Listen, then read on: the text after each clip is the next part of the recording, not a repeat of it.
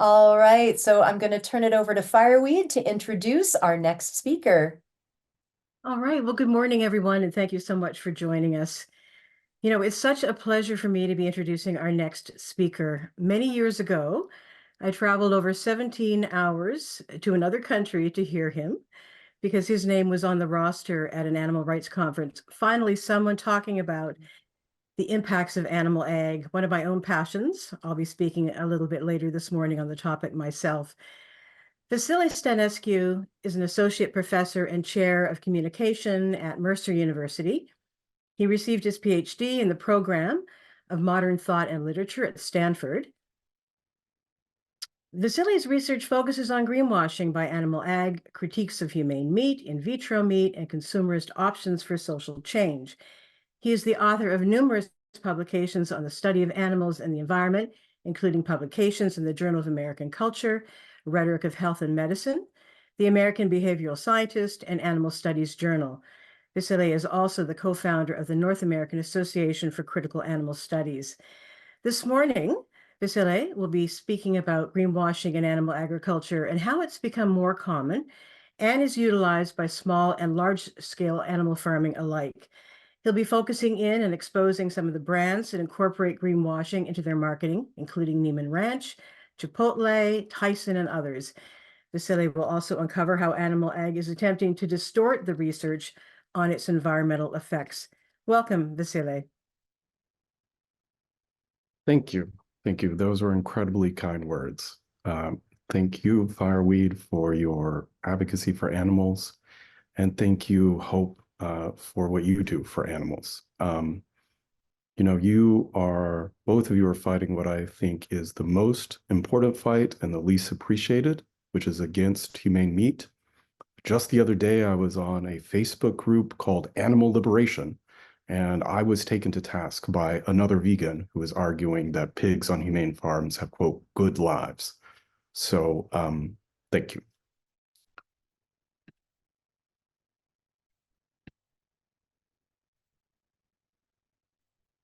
Okay, everyone. My name is Vasile Stanescu, and I am vegetarian since I was 9 and vegan for the last 20 years.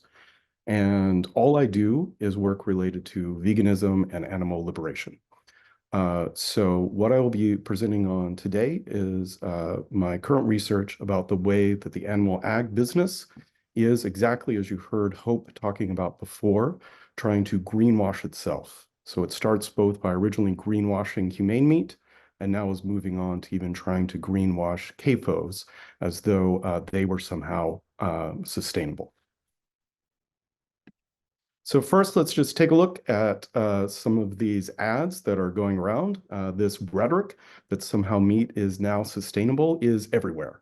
So here is a recent ad from Niman Ranch talking about how they're having a positive impact on the environment, right? So the claim now is not only that meat is less bad or sustainable, but that it's even better to eat meat than to not.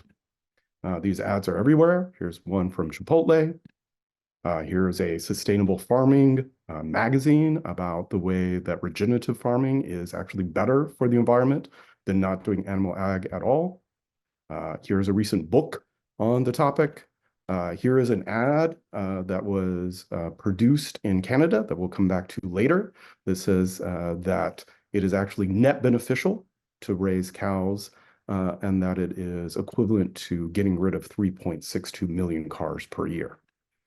Here is an ad that also recently happened in Canada from McDonald's, where they boldly claim, you can just read it, that all of the meat at McDonald's is now sustainably sourced with a little asterisk.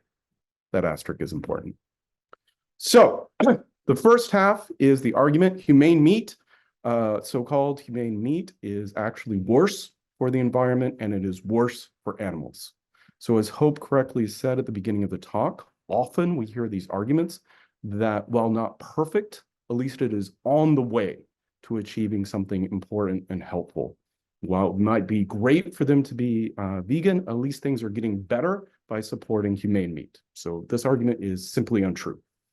Humane meat is worse in terms of climate change, It is worse in terms of killing animals and loss of biodiversity. And regardless of the term that is used, humane, free range, regenerative, or what have you, it is a non-scalable fantasy. So let's go through some of this. So virtually all of the peer-reviewed data that has actually studied any form of free range, pasture-raised, grass-fed, etc. meat has all found not that it is better in terms of climate change, but actually that it is much, much worse. So for example, Nathan Pietler conducted a study where he looked at grass-fed, pasture-fed beef and found that it did have a significant difference in terms of the GHG emissions, the greenhouse gas emissions. But what he found is that it was actually 50% worse than even CAFOs. So worse than even confined animal feeding operations. Likewise, in that same study, he considered if people switched to a vegan diet, that it would lead to 96% reduction in the greenhouse gas emissions of protein creation in the entire Western diet. So why was this the case? The reason is, one, it takes far longer for these animals to achieve what is called market weight, i.e. the weight that they killed these farmed animals. That extra time has serious impacts from the environment. One of the major ways that cattle produce greenhouse gas emissions is through both burps and flatulence. Methane is a particularly powerful greenhouse gas. So the longer these cows take to achieve this market weight, the more methane emissions that are occurring. And this is true regardless of the type of feed that they're eating. Likewise, most free-range animals still have to have some type of supplemental feed. That feed also has a greenhouse gas emission. The third reason is land use changes. Overall, the number one way in which farmed animals harm the environment is through land use changes. And the scale at which we raise animals currently, which is approximately 80 billion land animals raised, processed, and killed every single year, is completely unscalable. So even if we took every single animal that was in the confined animal feeding operations right now and just released them onto pasture, it would devastate the globe. In 2006, when we only raised and processed and killed only 55 billion land animals a year, it already consumed over a third of the ice-free surface of the entire planet. Animal agriculture already consumes over 80% of all of the land used by humans for any purpose whatsoever. So it is simply impossible to take 80 billion animals and raise them in any way whatsoever. And any transition to do so would be ecologically devastating. Additionally, I sometimes will have animal advocates say to me, well, sure, I'll concede that it might be worse in terms of greenhouse gas emissions. I mean, you have all the studies, but what I really care about are the animals, and at least they're suffering less. Well, first of all, that's not entirely true. Many of these so-called humane farms are not treating the animals significantly better or differently than the CAFO system. I'll talk more about that in a second. Additionally, many of these animals' bodies have been bred, so they are in constant pain. So, for example, when you see these idyllic images of chickens happily plucking on the pasture, first of all, chickens don't actually want to be in pasture. They would like to be in trees. They also have been bred so that their breasts hurt their entire bodies because they're so disproportionately formed. So the longer they're alive, they're actually in constant chronic pain. But finally, in order to have this image of these animals out in pasture, all of the wild animals have to be ruthlessly caught and killed. I've included one paragraph you'll see here on the right about the ways in which they're killed. They just indiscriminately use traps. They shoot them from helicopters. They poison them. And they joke about it being as though they were being killed with napalm. So anytime you see these images of this animal or that animal in pasture, what you're not being shown are all of the thousands of wild animals, foxes, bears, coyotes, eagles, hawks, that all have to be ruthlessly exterminated by animal ag and the federal government in order for any of these animals to be able to be out on pasture.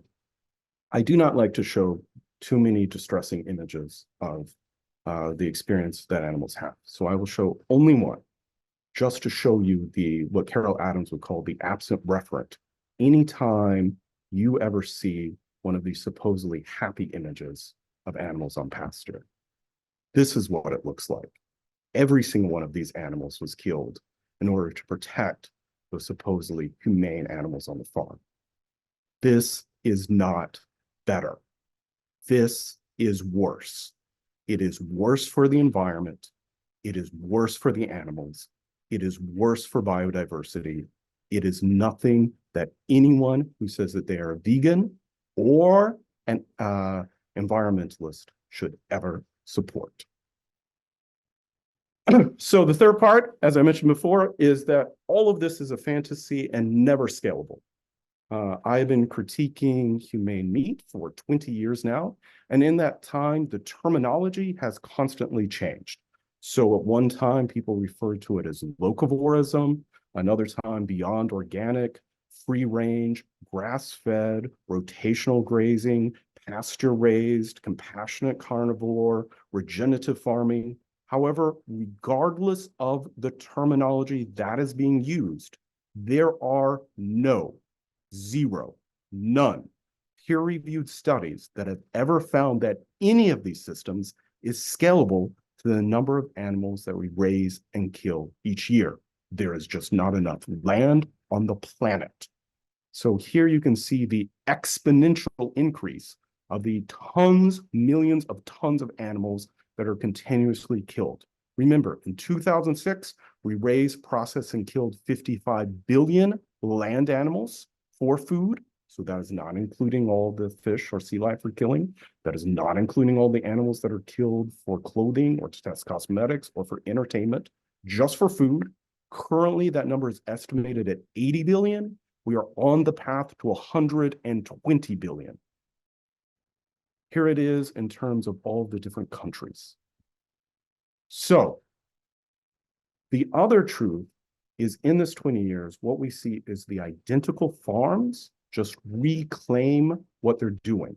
Joel Salatin is the most famous proponent of so-called local, humane, whatever terminology you want to use. And what has happened is he has recalled his exact same farm, all of the names I've mentioned. Originally, he referred to his farm as Beyond Organic, which actually meant nothing since organic is a legal term, and he did not match that legal term. Beyond Organic just meant not organic. He then claimed that his farm was a local-based farm. When that was debunked, he then referred to it in terms of free-range, pasture-raised, rotational grazing. Here he is talking about it in terms of regenerative farming. However, the farm itself and the practices by which he has raised these animals have never changed. The only thing that has changed has been the marketing. So here is a TED Talk of him where you will see he's talking about cows, carbon, and climate, claiming via regenerative farming that he is offsetting climate change. Here is an image where he and I were in a public debate together, and he admitted that he himself is a climate change denier and does not even believe that climate change is real. So my point is that as activists, we should not be tricked when people simply change the label of what they are doing. It is clear that Joel Salatin, who is a climate change denialist, is not engaging in regenerative farming from any authentic desire to prevent climate change. What he is doing is continuously rebranding the identical farm to confuse people and to be able to still sell his product. Relatedly, while there are zero peer-reviewed studies that say any of these systems is scalable or help in terms of the environment, there are several studies that have looked at the way that farms actually work. So what will happen in almost all of these terms that I have mentioned is they will talk about a thought experiment. Imagine if this farm ran in this hypothetical way then in fact, none of the farms actually do. And then based on this hypothetical, they will then claim that it might be sustainable. However, when actual academics look at how actual farms actually operate, the conclusion is overwhelmingly that they are never sustainable. So, for example, Joseph Poore at the University at Oxford did the largest study ever conducted on the way that food was raised and produced. He went to 40,000 farms in 119 countries, looking at 40 different food products on each of those farms. And the conclusion of the study is that there is no way to raise animals in a way that is sustainable. Rather, it is free range, humane, pasture-raised, or otherwise. Likewise, he concluded that a vegan diet is the single best thing anyone can do for the environment, far more important than cutting down flights, far more important than buying an electric car. It is important to note that Joseph Poore was not a vegan when he started the study and became a vegan because of the research that he found. So, again, as activists, do not be tricked by hypotheticals. What matters is not an imagined way in which animals might be raised. What matters is how they are ever actually raised. And every study that studies how animals are ever actually raised finds out that there is no way for any of these terms to ever be actually sustainable. Another example, and Hope created this as a meme and actually shared it through her organization, Terry Garnett, again at the University of Oxford, studied specifically just the case of regenerative farming, which is, I think, currently the most popular term that's now being used. And the conclusion she came to, I think, is so strong. If you'll humor me, I will just read it out loud. Quote, "We cannot escape the fact that if we're going to have a hope in hell of cutting our climate emissions, then we need to stop our consumption of animal products. And that holds whatever the animal type and whatever the system in which it's been produced." So again, setting aside a theoretical made-up way of how animals might possibly be raised, and instead looking at every single way in which they are actually raised, the top researchers have all concluded that none of the current suggested systems are sustainable, and that we actually need to do is stop the consumption of animal products. So that's the background. All of these terms of humane meat, free-range farming, pasture-raised, local, beyond organic, rotational grazing, etc., are not actually helpful for the environment, are actually worse for the environment, are actually worse for animals. However, 20 years ago, at least I could say that they were two different systems, that there was one set of farms that were doing humane farming, as flawed as that model was, and there was another system of CAFOs that were doing industrial farming, and that the two were in tension, that these so-called humane farms at least were critiquing or fighting against this larger system of industrial farming. I'm here today primarily to tell you that is no longer the case. They are now one system. Overwhelmingly, these so-called humane farms are owned, controlled, and marketed by the CAFOs. Additionally, the CAFO system itself of just normal, traditional feedlot meat is marketing itself as humane and green. This is not two systems, this is one system. Let's take a look at a few examples. The first example is Niman Ranch. You remember I started with that first ad. Niman Ranch is the largest producer of so-called humane meat in the world. So here is an image from their website, raised with care. Our farmers and ranchers are passionate for the craft, dedicated to their animals, and have respect for the land. However, what this website does not make clear is that Bill Niman, who originally founded the company, and his wife, Nicolette Niman, were forced out by the shareholders of the company because they wanted to lower the standard of care of the animals and make more money. So Bill Niman now boycotts and will not endorse or eat any Niman Ranch meat because of the way the animals are being treated.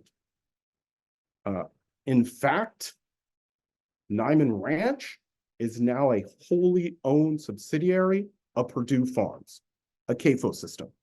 So even though no matter how long you look at the Niman Ranch website, there is nothing that will ever tell any consumer that it is just owned by Purdue Farms, it is. Purdue Farms clearly could care nothing about animals, does not care about climate change, and has only bought this company to treat the animals whatever is minimally necessary to get through whatever regulations exist for higher profit. It is niche marketing. It is just a way for the CAFO system to make more money. But it obviously, since it is owned by a CAFO, no amount of buying Niman Ranch will ever put a CAFO out of business. The only thing will happen is that Purdue Farms will get even richer. Well, a bit unsurprisingly, when you look at the sustainability section on Niman Ranch's website now, what it says is virtually nothing at all. It does not mention climate change. It claims sustainability means the ability to sustainably keep making money. For Purdue-owned Niman Ranch, verbiage aside, sustainability just means more profit. Relatedly, and this is a difficult concept for some people to understand, increasingly, factory farms, CAFOs, are attempting to sell the critique of themselves to consumers. So, to this day, Niman Ranch criticizes the CAFO system, even though there is no Niman Ranch and it is owned by the CAFO company. Companies are trying to sell their own critique to consumers, and consumers are falling for it and paying more money. Niman Ranch, Purdue Farms is not the only one to do this. So it is a cross-the-board industry move pushed by consultants. In my classes, for example, we will watch Dove ads, which claim to protest against sexism in beauty advertisements. Many of you may have seen some of these same ads. We will then watch ads by Axe body spray, which are the single most sexist and misogynist ads on television today, particularly in terms of beauty products. Then I will explain to my students, neither Dove nor Axe are companies. They're just brands. There is only one company, Unilever, which makes both of them. They are selling their own critique to consumers to make more money. Purdue Farms is far from alone in this same trend. Every single CAFO has their own humane meat brand now. This might be my favorite. This is Cargill. Just very briefly, I'll give you just a few minutes to get the idea of how they're marketed.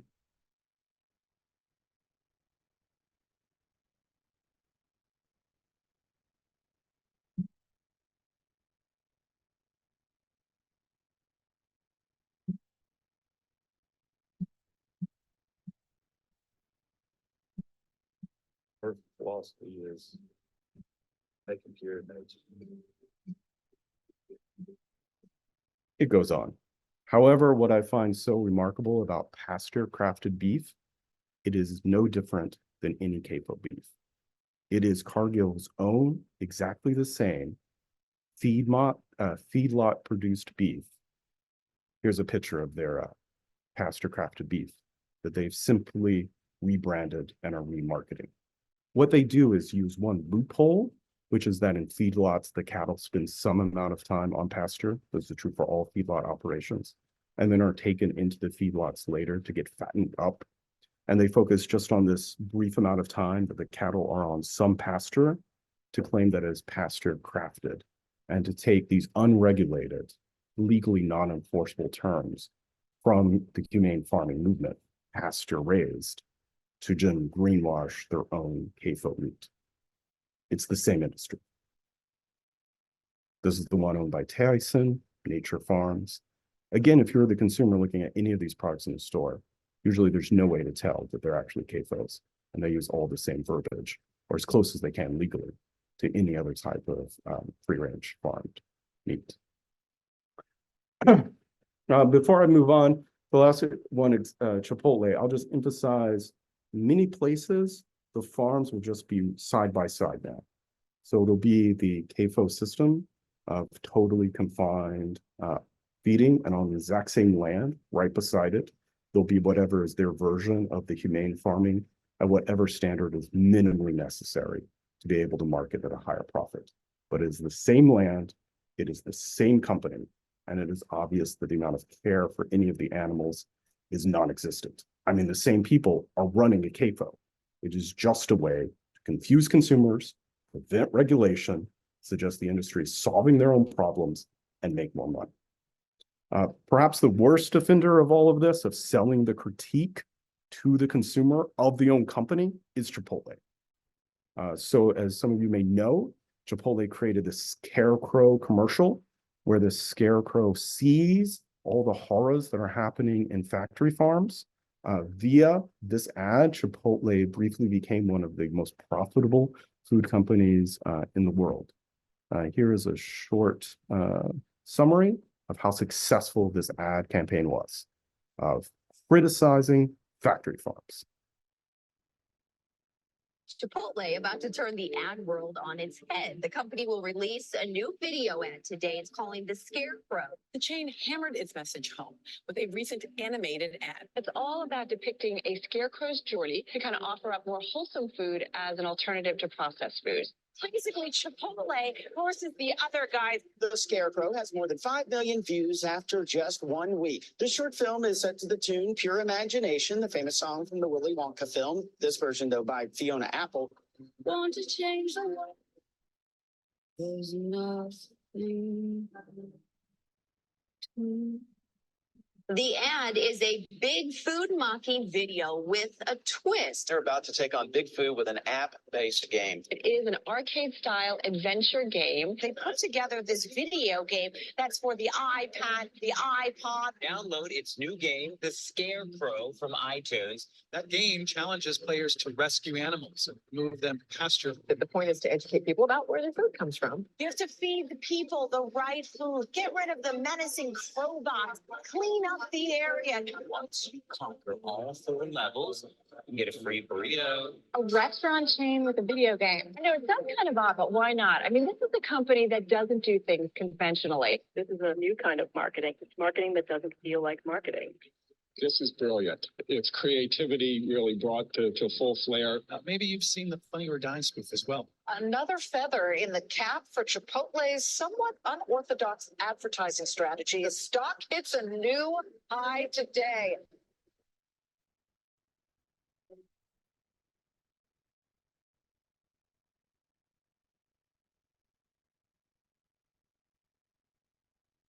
I give them kudos for just, starting the conversation. It's a hard one to have, and it's a complex issue. So I think that it's pretty brave actually for them to wrap their story around that kind of tagline, that they are trying to cultivate a better world. Chipotle. However, what Chipotle failed to tell consumers is that they use factory farm meat. 100% of their chicken are all factory farmed.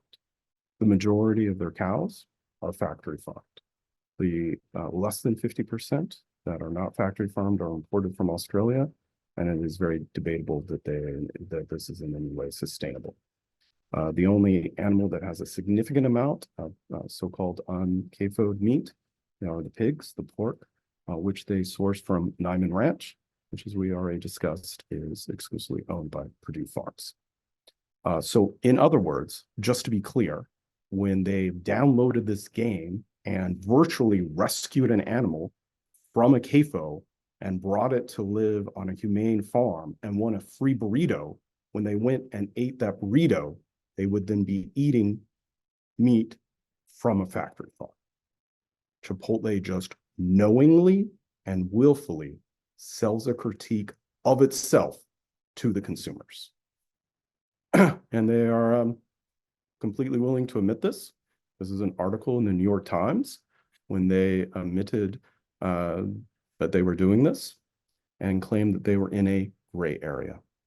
So they don't claim to be perfect, and they're in a gray area for selling factory farmed meat. Hey, Vas, Yes? just want to let you know you're at time, but you have a 10-minute Q&A you can go into to finish up, okay? No worries. Actually, that's perfect timing.